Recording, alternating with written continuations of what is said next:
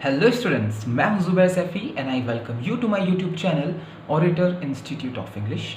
एक बार फिर से एक नई वीडियो के साथ लिटरेरी टर्म्स की, और इस वीडियो में हम डिस्कस करेंगे उन सभी लिटरेरी टर्म्स को जो स्टार्ट होते हैं यू और वी से। इससे पहले हम सभी लिटरेरी टर्म्स को डिस्कस कर चुके हैं इनसे पहले के अल्फ़ाबेट्स से, यानी यू और वी से पहले के अल्फ़ाबेट्स को। अगर आपने नहीं देखी हैं वो सारी वीडियोस तो आप ऊपर आई बटन पर क्लिक कर कर उन वीडियोस को देख सकते हैं, और चाहें तो नीचे डिस्क्रिप्शन बॉक्स में भी लिंक है। चलिए, चैनल को सब्सक्राइब कर लीजिएगा प्लीज़ अगर नहीं किया है तो, और बेल आइकन को प्रेस कर दें please.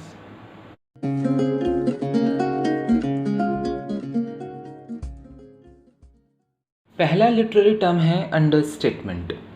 An understatement is a figure of speech employed by writers or speakers to intentionally make a situation seem less important than it really is. Understatement एक फिगर ऑफ स्पीच है जहां writer और speaker जानबूझकर किसी situation को कमतर करके बताता है और वास्तविकता में वो इतनी कमतर नहीं की जानी चाहिए। अंडरस्टेटमेंट का मतलब ही होता है किसी चीज़ के मूल्य को कम कर देना। एग्जाम्पल के तौर पर अगर मैं आपसे कहूँ तो 10 करोड़ की लॉटरी लगी किसी की, और किसी ने पूछा कैसा महसूस कर रहे हो, वो जवाब देगा आई एम डिलाइटेड, मैं खुश हूँ। ये अंडर स्टेटमेंट है। 10 करोड़ की लॉटरी के बाद you can not be dilated. आपको कुछ ऐसा कहना, कुछ ऐसा सेंटेंस मुँह से निकलेगा कि मज़े आ गए, मैं तो पागल हो गया हूँ, इस तरह से। तो ये अंडर स्टेटमेंट है। आप सिंपल बोल रहे हो कि मैं खुश हूँ। जैसे एक और एग्जाम्पल, हमारी क्रिकेट टीम मान लीजिए 10 विकेट से हार गई और कैप्टन से पूछा गया तो कैप्टन बोलेगा we did not do well, हमने बेहतर नहीं किया, हमने अच्छा नहीं किया। आपने अच्छा नहीं किया है, आपने बेड़ा गर्क कर दिया गेम में आज, क्योंकि आप 10 विकेट से हारे हैं। लेकिन वो अंडर स्टेटमेंट का इस्तेमाल कर रहा है, ऐसा दर्शा रहा है जैसे कुछ हुआ ही नहीं है 10 विकेट से हारने पर। वो लॉस की इंटेंसिटी को डिक्रीज़ कर रहा है। यही अंडर स्टेटमेंट होता है। लिटरेचर में इसका एग्जाम्पल हमें मिलता है the adventures of Huckleberry Finn, Mark Twain की रचना। वहाँ पर आंट सैली एक कैरेक्टर हैं, वो कहती हैं गुड ग्रेशियस एनीबडी हर्ट, अरे किसी को चोट तो नहीं लगी। हक कहता है नो किल्ड अ निगर, नहीं किसी को चोट नहीं लगी, सिर्फ एक निगर मारा गया है। अब निगर क्या है? निगर ब्लैक मैन को कहते हैं, जैसे आजकल निग्गा शब्द चलता है। तो यहाँ पर ये दर्शाया जा रहा है कि किसी एक काले व्यक्ति, ब्लैक मैन की मौत, कोई फ़र्क नहीं पड़ता है कि अगर एक काला आदमी मारा जाए। तो ये दर्शाया जाता है कि ब्लैक लाइफ कितनी मैटर करती हैं वाइट्स के लिए यूरोपियन कंट्रीज़ में। तो ऐसा लग रहा है जैसे कुछ हुआ ही नहीं है, लेकिन एक व्यक्ति की जान गई है, लेकिन उससे कह रहा है नहीं, सिर्फ एक निगाह मारा गया है। यही अंडर स्टेटमेंट होता है। नेक्स्ट टर्म है utopia. The literary term utopia denotes an illusionary place that projects the notion of a perfect society to the reader. Here, the perfect society refers to ideal conditions achieved within the material world, as opposed to the expected idealism of afterlife in Christianity or other religions. Further, the citizens presiding in such utopias are bearers of a perfect moral code, or at the least, every violator of the moral code is harshly punished. A utopian society is one where all social evils have been cured. ये literary term utopia जो है, ये एक ऐसे काल्पनिक जगह को denote करता है जहाँ पर एक ऐसे नोशन को प्रोजेक्ट किया जाता है कि एक परफेक्ट सोसाइटी है।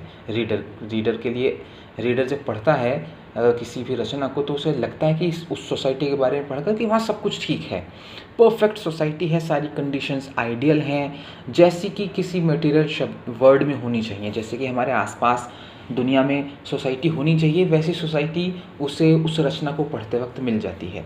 और ये सोसाइटी बिल्कुल ऐसी ही होती है, उन्हीं आदर्शों पर स्थापित होती है जैसे आदर्श क्रिश्चियनिटी में या किसी दूसरे धर्म में बताए गए हैं कि मरने के बाद जैसा जीवन आपको स्वर्ग में मिलेगा, वही जीवन बिल्कुल। सिटीजन्स जो यूटोपियाज में रहते हैं वो मोरल कोड में बिल्कुल परफेक्ट होते हैं, यानी नैतिकता होती है कूट कूट के, कोई गलत काम नहीं करते हैं। अगर यूटोपिया में कोई गलत काम करता भी है तो उसे बहुत ही कड़ी सज़ा दी जाती है। ये यूटोपिया की खासियत होती है। यूटोपियन सोसाइटी वो जगह है जहाँ कोई भी सोशल इविल होता ही नहीं है, कोई सामाजिक बुराई नहीं होती, वो यूटोपिया होता है। अब रियलिटी में तो देखो ये पॉसिबल नहीं है, लेकिन ये गढ़ी जाती हैं ऐसी सोसाइटी कहानियों में, खासतौर से फिक्शंस में। लिटरेचर में यूटोपिया की बहुत सारी अवधारणाएं हैं, बहुत सारे लोगों ने ऐसी सोसाइटी का निर्माण करा अपनी कहानियों में जो आदर्श नहीं है। जैसे सबसे फेमस एग्जाम्पल है फ्रांसिस बेकन की एक रचना है न्यू एटलांटिस, 1627 में पब्लिश हुई थी। मॉडर्न यूटोपिया है H.G. वेल्स की, 1905 में छपी थी। और बहुत सारी हैं, news from nowhere, William Morris की एक रचना है 1890 में छपी थी। ये यूटोपिया के उदाहरण हैं। नेक्स्ट टर्म है university wits. University wits were a group of late 16th century English playwrights who were educated at the universities, Oxford or Cambridge, and who became playwrights and popular secular writers. Prominent members of this group were Christopher Marlowe, Robert Greene, and Thomas Nashe from Cambridge, and John Lilly, Thomas Lodge, George Peele from Oxford. University wits 16वीं शताब्दी के English प्लेराइट्स का एक group था जो Oxford और Cambridge university से पढ़े हुए थे, जो बाद में बहुत ही पॉपुलर सेक्युलर राइटर्स बनकर उभरे। इसके प्रोमिनेंट मेंबर्स जो थे क्रिस्टोफर मार्लो, रॉबर्ट ग्रीन और थॉमस नाशे थे जो कैम्ब्रिज से पढ़े हुए थे। जॉन लिली, थॉमस लॉज और जॉर्ज पीले जो थे वो ऑक्सफोर्ड के पढ़े हुए थे। ये 6 लोग इस यूनिवर्सिटी विट्स ग्रुप का अहम हिस्सा थे। बाकी और भी थे लेकिन ये 6 बहुत इंपॉर्टेंट हैं। दे वर looked upon as the literary elite of the day and often ridiculed other playwrights such as Thomas Keed and Shakespeare who did not have a university education. Greene calls Shakespeare an upstart crow in his pamphlet Green's Groats Worth of Wit. ये जो थे, जितने भी लोग थे university wits group का हिस्सा थे, ये अपने आप को बड़ी एलीट क्लास का हिस्सा समझते थे और दूसरे प्लेराइट्स का मजाक उड़ाते थे, जैसे कि थॉमस किड का, शेक्सपियर का, क्योंकि इन्होंने किसी यूनिवर्सिटी से एजुकेशन नहीं ले रखी थी, तो इस वजह से ही मजाक उड़ाया करते थे इन लोगों का। ग्रीन ने तो शेक्सपियर को अपस्टार्ट क्रो तक की उपाधि दे रखी थी जब उन्होंने अपना एक पैम्फलेट छापा था ग्रॉट्स वर्थ ऑफ विट के नाम से। नेक्स्ट टर्म है verbal irony. Verbal irony occurs when a speaker speaks something contradictory to what he intends to say. It is an intentional product of the speaker and is contradictory to his or her emotions and actions. To define it simply, it occurs when a character uses a statement with underlying meanings that contrast with its literal meaning. It shows that the writer has used verbal irony. Writers rely on the audience's intelligence for discerning the hidden meanings they intended to convey. Writers also use ironic similes to convey exactly the opposite of what they intend to say. Verbal irony जो है ये तब आती है किसी भी रचना में जब स्पीकर कुछ ऐसा कहने की कोशिश करता है जो उसके शब्दों से विपरीत होता है। यानी अगर आप उन शब्दों को पढ़ेंगे तो कुछ और मीनिंग आएगा, लेकिन स्पीकर कहना कुछ और चाह रहा था, राइटर कहना कुछ और चाह रहा था। ये स्पीकर जानबूझकर करता है और इसके थ्रू वो अपने कॉन्ट्राडिक्टरी इमोशंस और एक्शंस को शो करता है। इसे डिफ़ाइन करने के लिए अगर सिंपली डिफ़ाइन करें तो हम ऐसे कह सकते हैं कि वर्बल आयरनी तब होती है जब कोई कैरेक्टर एक ऐसा स्टेटमेंट बोलता है जिसमें एक छिपा हुआ मीनिंग होता है और ये छिपा हुआ मीनिंग उन शब्दों से जो वो बोल रहा है उनके लिटरल मीनिंग से अलग होता है। ये शो करता है कि राइटर ने वर्बल आयरनी का इस्तेमाल कर लिया है। राइटर ऑडियंस की इंटेलिजेंस पर निर्भर करता है कि वो वर्बल आयरनी को समझ पाएंगे या नहीं समझ पाएंगे, वो तो बोल देगा। अब ऑडियंस पर डिपेंड करता है, रीडर्स पर डिपेंड करता है कि वो वर्बल आयरनी पकड़ पा रहे हैं या नहीं पकड़ पा रहे हैं। राइटर्स आयरॉनिक सिम्बलीज का भी इस्तेमाल करते हैं अपोजिट मीनिंग को कन्वे करने के लिए जो वो कहना चाह रहे थे। एग्जाम्पल सुनिए, सॉफ्ट एज कॉन्क्रीट, ये तो हो गया जब सिम्बली का इस्तेमाल करता है। अब सॉफ्ट यानी कि मुलायम और कॉन्क्रीट सख्त, तो इतना सॉफ्ट जैसे कि कॉन्क्रीट। तो जो कहना चाह रहा है, ठीक है, आपका जो स्पीकर या राइटर है वो इनके शब्दों से मेल नहीं खा रहा है, यही वर्बल आयरनी है। सार्काज्म, एक्सजरेशन, ओवर स्टेटमेंट और अंडर स्टेटमेंट वर्बल आयरनी का ही हिस्सा होते हैं। नेक्स्ट टर्म है वेरीसिमिलिट्यूड। In our literary work, verisimilitude is likeness to the truth, such as the resemblance of a fictitious work to a real event, even if it is a far-fetched one.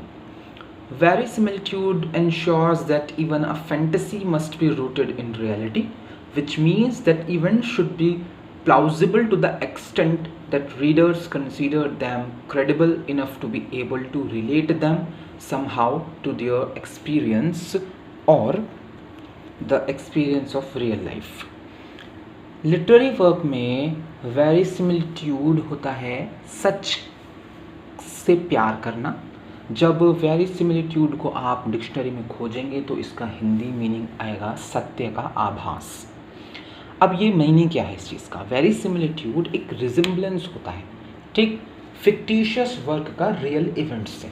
यानी अगर आप कोई फर्जी नकली कहानी भी पढ़ रहे हैं, सुन रहे हैं, तो वो भी आपको लगनी चाहिए कि वो रियल घटना है, ठीक है, चाहे वो दूर दूर तक नज़र आए, फार फैच्ड वन हो। वेरीसिमिलिट्यूड ये इंश्योर करता है कि अगर आप फैंटेसी भी लिख रहे हैं ना, तो उसकी जड़ें वास्तविक होनी चाहिए। यानी अगर कोई रीडर आपकी कहानी को पढ़ रहा है, आपके प्ले ड्रामा को पढ़ रहा है या देख रहा है, तो लगना चाहिए रीडर को क्रेडिबल लगना चाहिए, उसे विश्वसनीय लगना चाहिए कि हाँ, कि ये जो मैं देख रहा हूँ या जो मैं पढ़ रहा हूँ वो मेरे जीवन के अनुभवों से मेल खाता है। तो वेरीसिमिलिट्यूड ये इंश्योर करता है कि राइटर से इंश्योर करवाता है कि जब आप लिखें तो रियलिटी बेस्ड आपकी कहानी होनी चाहिए। इसे सिंपल एग्जांपल से समझाता हूँ कि जैसे साउथ की मूवीज़ में एक हीरो एक ही घूसे से तहस नहस कर देता है सबको, ऐसा नहीं होता रियलिटी में, ठीक। लेकिन जब आप ऐसी कोई मूवी देखते हैं जहाँ हीरो को बिल्कुल जैसे रियल में लड़ाई होती है वैसे ही दिखाया जाए, तो उसे बोलेंगे कि वहाँ पर जो आपका डायरेक्टर था उसने इस्तेमाल किया है किसका? वेरीसिमिलिट्यूड लिटरेरी वर्क का, लिटरेरी टर्म का, और ये वेरीसिमिलिट्यूड का एग्जाम्पल है, यानी सत्य का आभास हो रहा है उस चीज़ को देखकर आपको।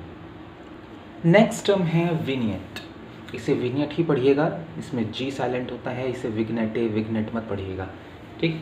तो विनियट is a small impressionistic scene, an illustration, a descriptive passage, a short essay, a fiction or not non-fiction work focusing on one particular moment or giving an impression about an idea, character, setting, mood, aspect or object.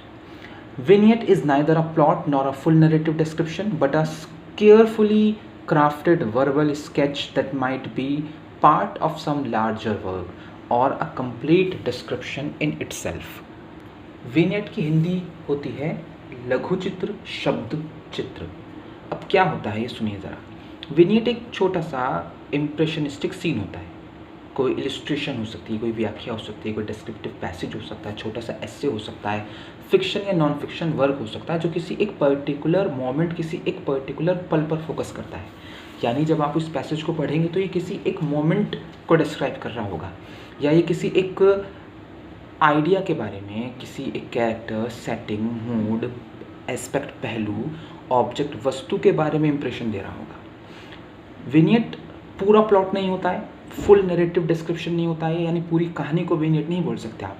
ये बहुत ही सावधानी से लिखा गया एक verbal sketch होता है, यानी शब्दों से चित्रण किया जाता है जो किसी एक लार्जर वर्क का पार्ट हो सकता है। यानी किसी एक किताब को आप पढ़िए, उस पूरी किताब को आप विनियट नहीं बोल सकते, उस किताब का कोई एक चैप्टर, एक एस्से, उसका कोई पैरा विनियट कहला सकता है जो किसी एक पर्टिकुलर विचार, कैरेक्टर, सेटिंग, मूड, एस्पेक्ट और ऑब्जेक्ट के बारे में बात कर रहा हो, ठीक है।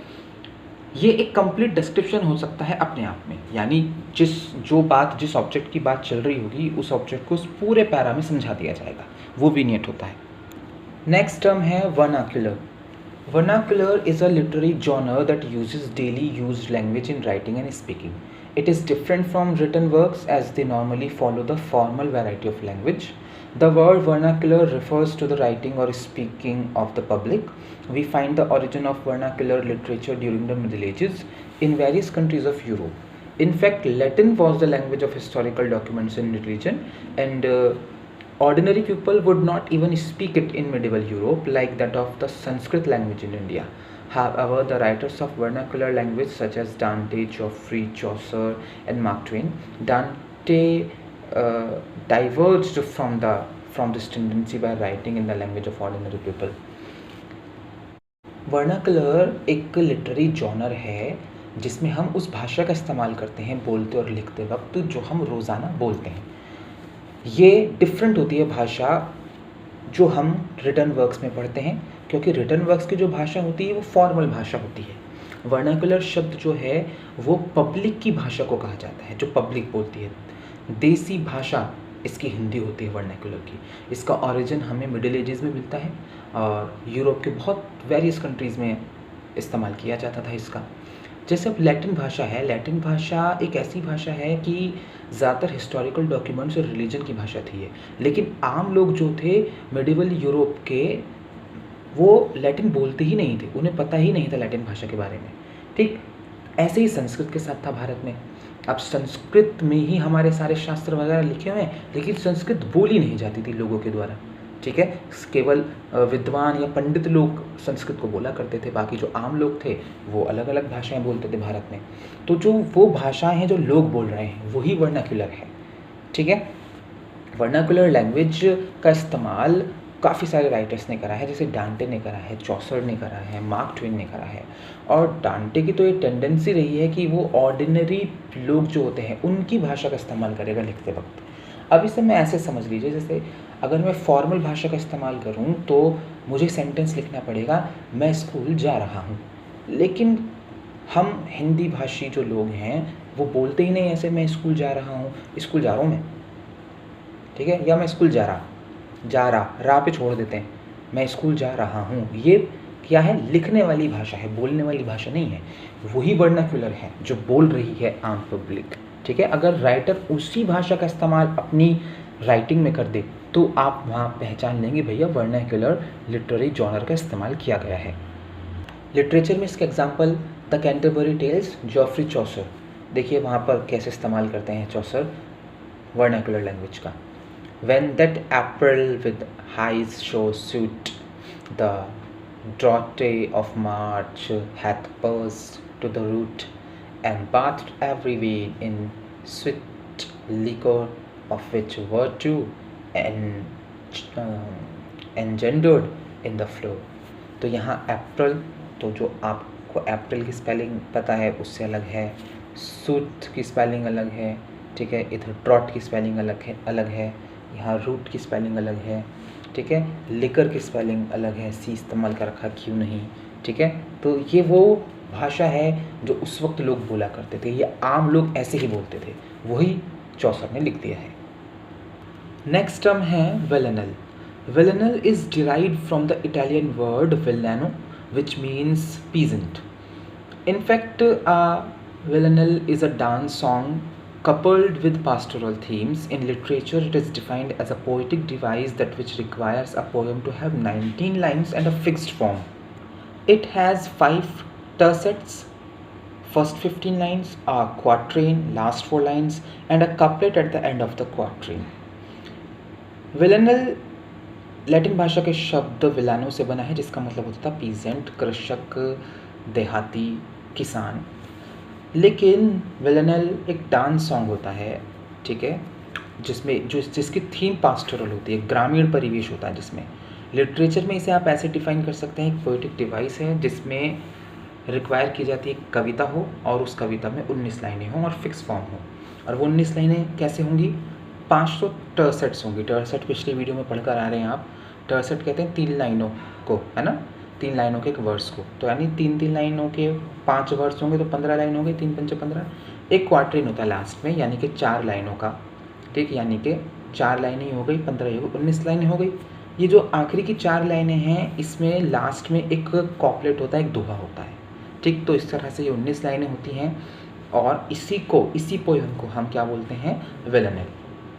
इंटरव्यूज़ में बहुत पूछते हैं 14 लाइन की पोएम्स को क्या बोलते हैं, सोनेट। अच्छा 19 की क्या बोलते हैं, किसी को याद नहीं रहती, ध्यान रखिएगा। लिटरेचर में एग्जाम्पल सुनिए। Mad girl's love song Sylvia Plath ने लिखी है, 19 लाइनों की पोएम है। इसके अलावा a portrait of the artist as a young man, James Joyce की पोएम है। इसके अलावा थियोक्राइटस ऑस्कर विल्डे की पोएम है, और ये सभी जो हैं वो विलनेल हैं। नेक्स्ट टर्म है vaudeville. Vaudeville was a theatrical genre of variety entertainment in the United States of America and Canada from the early 1880s until the early 1930s. Each performance was made up of a series of separate, unrelated acts grouped together on a common bill. Types of acts included popular and classical musicians, dancers, comedians, trained animals, magicians, female and male impersonators, acrobats, illustrated songs, jugglers, one act plays or scenes from plays, athletes, lecturing celebrities, minstrels, and movies. Called the heart of American show business, vaudeville was one of the most popular types of entertainment in North America for several decades. vaudeville एक theatrical genre था जिसमें अलग अलग प्रकार के entertainment किए जाते थे यूनाइटेड स्टेट्स और कनाडा में 1880 और 1930 के बीच में। हर परफॉर्मेंस जो होती थी वो अलग सेपरेट और अनरिलेटेड एक्ट से मिलकर बनती थी, ठीक है। यानी आप एक थिएटर में गए और वहाँ पर आपको एक ही टिकट खरीदना और उसी टिकट पर आपको बहुत सारी चीज़ें देखने को मिलेंगी, एक के बाद एक परफॉर्मेंस होंगी, ठीक है। क्या क्या होता था उसमें इंक्लूड, क्लासिकल म्यूजिशियंस होते थे कभी, उसके बाद डांसर आता था, फिर कॉमेडियंस आते थे, ट्रेंड एनिमल्स आते थे, मैजिशियंस आते थे, मेल और फीमेल इम्पर्सोनेटर्स आते थे, एक्रोबेट्स आते थे, कोई गाना सुनाने वाला आ रहा है, फिर जगलर्स आ रहा है, ठीक है। किसी बहुत फेमस प्ले का कोई एक एक्ट प्ले कर दिया, कोई एक सीन प्ले कर दिया, ठीक है। एथलीट्स आते थे, सेलिब्रिटी लेक्चर्स देने आते थे, मूवीज़ दिखाई जाती थी, तो ये सब होता था, ठीक है। तो यानी एक टिकट लीजिए और इन सब का मज़ा लीजिए, ठीक। तो ये बहुत फेमस रहा, इसे कहा जाता था the heart of American show business. American show business का दिल हुआ करता था ये। वॉडेविल बहुत ज़्यादा पॉपुलर रहा एंटरटेनमेंट के टाइप्स में नॉर्थ अमेरिका में कई दशकों तक। नेक्स्ट टर्म है Vulgate. The Vulgate is a late 4th century Latin version of the Bible and largely the result of the labors of Saint Jerome, who was commissioned by Pope Damasus first in 382 to make a revision of the old Latin translations. By the 13th century, this revision had come to be called the Versio Vulgata, that is the commonly used translation, and ultimately it became the definitive and officially promulgated Latin version of the Bible in the Roman Catholic Church.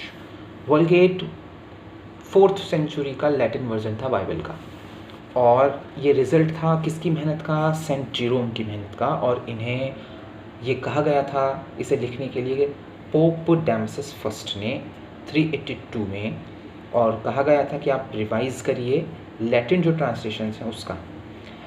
13वीं शताब्दी तक आते आते ये revision जो है इसे कहा जाने लगा वर्सियो वल्गेटा, और ये कॉमनली यूज ट्रांसलेशन था उस वक्त का, सबसे ज़्यादा इसी को इस्तेमाल करते थे।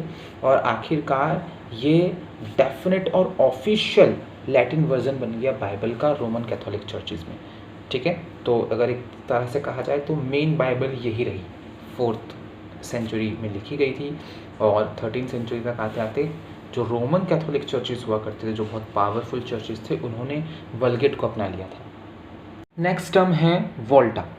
A turn of thought or argument in poetry is called the volta. It is a rhetorical shift. In some ways, it is a dramatic change in emotions or thoughts that the poet is expressing in the poem. Different poets and critics have named it differently. Some call volta as turn to maintain simple terminology. A critic, John Ciardi, calls it fulcrum and another calls it the center. It has various other names such as swayaway or focus or emotional pitch. वोल्टा क्या होता है, किसी विचार में या किसी argument में जब अचानक से परिवर्तन आ जाता है पोइट्री में, सिर्फ पोइट्री में, तो वो वोल्टा कहलाता है। ये एक रिटोरिकल शिफ्ट होता है। कई तरीक़ों से ये एक ड्रामेटिक चेंज है इमोशंस में या विचारों में जो पोएट एक्सप्रेस करता है अपनी कविता में। कविता चलती जा रही है और अचानक से ड्रामेटिक चेंज आ जाए कविता के इमोशन में या थॉट्स में, वही वोल्टा कहलाता है। अलग अलग पोएट्स इसे अलग अलग नामों से पुकारते हैं, कुछ इसे वोल्टा कहते हैं, कुछ सिंपल इसे टर्न कह देते हैं, टर्मिनोलॉजी को थोड़ा सा सिंपल करने के लिए। एक क्रिटिक है जॉन सियार्डी, वो इसे फुलक्रम बोलते हैं, कुछ इसे सेंटर बोलते हैं, और भी बहुत सारे नाम हैं वोल्टा के, जैसे स्वैवे है, फोकस है और इमोशनल पिच है। अब वोल्टा बिल्कुल ऐसे है जैसे आपको वो मीम याद होगा कि हालात बदल दिए जज्बात बदल दिए, बिल्कुल वही होता है कि पोएम में सब कुछ अचानक से चेंज हो जाता है। एग्जाम्पल सुनिएगा। विलियम शेक्सपियर ने एक सोनेट लिखी है और सोनेट का नाम है सोनेट 130। वहाँ पूरी सोनेट में वो प्रेस करता है अपने बीलव्ड की आँखों को, उसके रेड लिप्स को, उसके रोजी चीक्स को, तारीफ़ करता रहता है।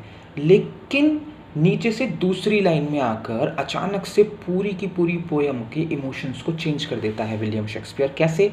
And yet by heaven I think my love as rare. अभी तो ऊपर तारीफ़ करता हुआ आ रहा था, लेकिन अचानक से नीचे क्या हुआ, शेक्सपियर कह रहा है कि मुझे ऐसा लगता है कि मेरा जो प्यार है, ठीक है, वो बहुत रेयर है। अचानक से सिंसियरिटी आ जाती है उसके प्यार में। तो इसी को वोल्टा कहते हैं जब इमोशन में परिवर्तन होता है। सो आई होप आपको ये सभी लिटरेरी टर्म समझ में आ गए हैं। मिलते हैं नेक्स्ट वीडियो में। लाइक, कमेंट, शेयर और सब्सक्राइब करना मत भूलिएगा। टीजीटी ऑनलाइन क्लासेस के लिए ज्वाइन कर लीजिए चैनल। बाय।